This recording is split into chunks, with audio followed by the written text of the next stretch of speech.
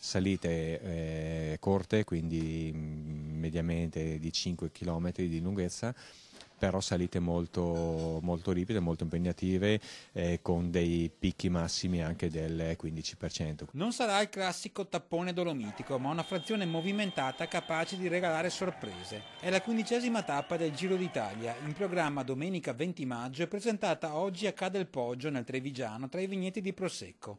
176 km con partenza da Tolmezzo nel Friuli Venezia Giulia e arrivo a Sappada, sempre in Friuli dunque, anche se le mappe ufficiali della Corsa Rosa non hanno ancora recepito il cambio di casacca, segnando il comune ancora dentro i confini del Veneto.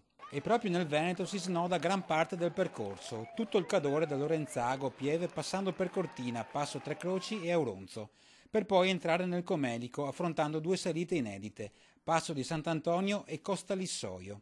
Strappi non lunghi ma insidiosi, e chissà che l'arrivo a Sappada non riservi colpi di scena, come l'ultima volta che il Giro fece tappa tra queste montagne.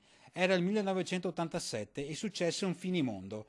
L'irlandese Stephen Roche osò attaccare il proprio capitano, Roberto Visentini, staccandolo sulle rampe di queste salite e rubandogli la maglia rosa, che poi tenne fino alla fine facendo proprio il Giro. Una situazione un po' irreale, perché non succede praticamente mai che un gregario attacchi il proprio capitano, con successiva divisione della squadra. Allora tutti gridarono al tradimento, volarono insulti e addirittura sputi tra i tifosi italiani e il corridore irlandese, protagonista di una fuga in avanti difficile da digerire, che ricorda un po', ironia del destino, proprio le vicende del traguardo di tappa, Sappada, che la sua fuga in avanti l'ha già fatta qualche mese fa.